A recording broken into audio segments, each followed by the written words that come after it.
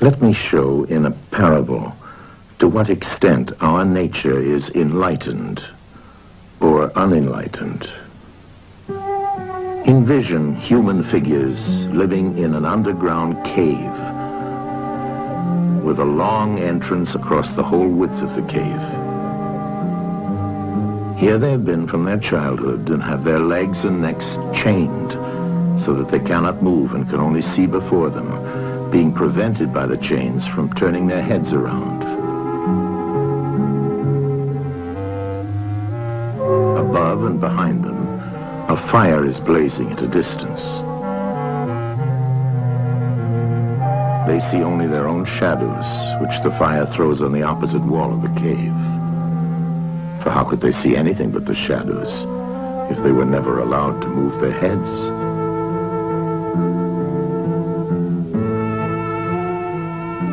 Between the fire and the prisoners, there is a raised way and a low wall built along the way like the screen which puppet players have in front of them, over which they show the puppets.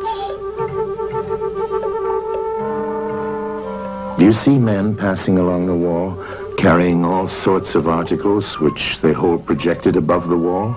Statues of men and animals made of wood and stone and various materials?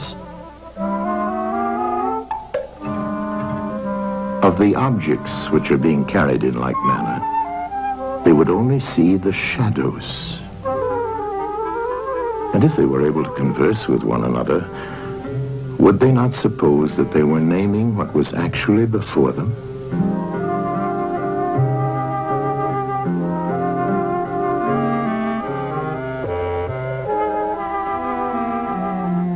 And suppose further that there was an echo which came from the wall.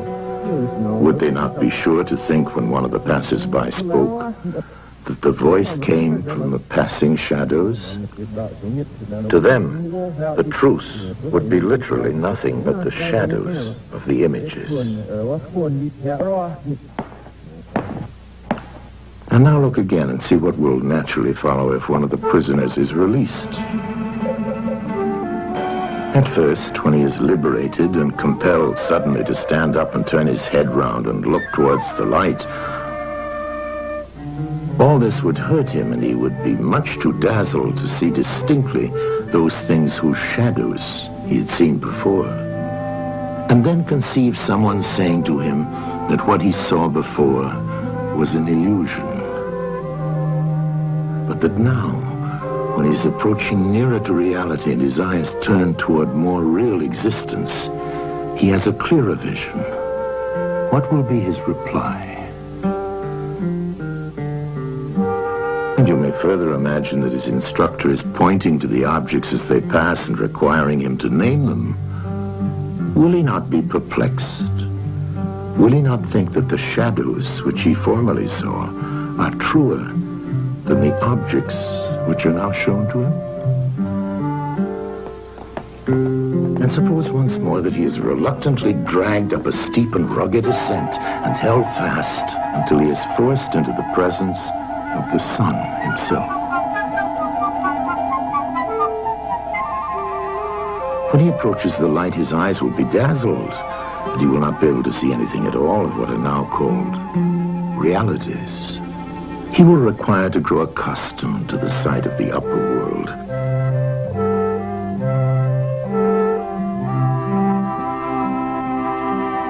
And first he will see the shadows best. Next, the reflections of objects in the water, and then the objects themselves. Then he will gaze upon the stars and the spangled heavens and the light of the moon. He will see the sky and the stars by night. Last of all, he will be able to see the sun, and not mere reflections of it in the water, but he will see the sun in its own proper place and not in another. And he will contemplate the sun as it is. Will he not then proceed to argue that it is the sun who gives the season and the years, and is the guardian of all that is in the visible world, and in a certain way the cause of all things which his fellows had been accustomed to behold? Clearly he would first see the sun, and then reason about it. And when he remembered his old habitation and what was the wisdom of the cave and his fellow prisoners, do you not suppose that he would bless himself for the change and pity them?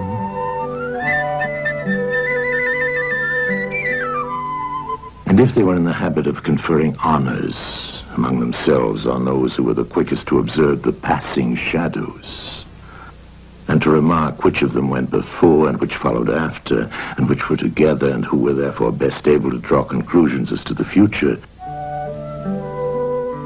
do you think that he would care for such honors and glories, or envy the possessors of them? Would he not say with Homer, "Better to be the poor servant of a poor master,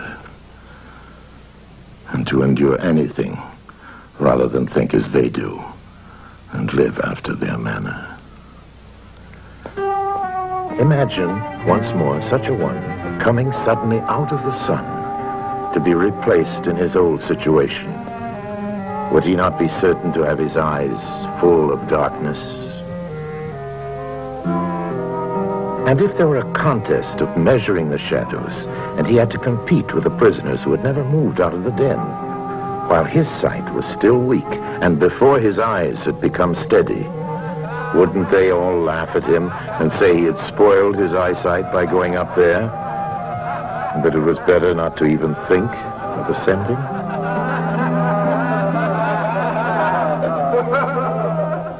And if anyone tried to release another and lead him up to the light, let them only catch the offender, and they would put him to death.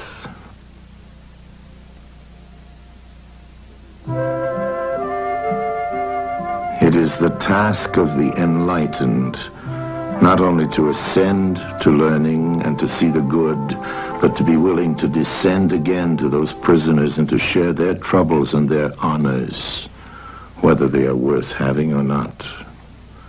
And this they must do, even with the prospect of death. They shall give of their help to one another, wherever each class is able to help the community.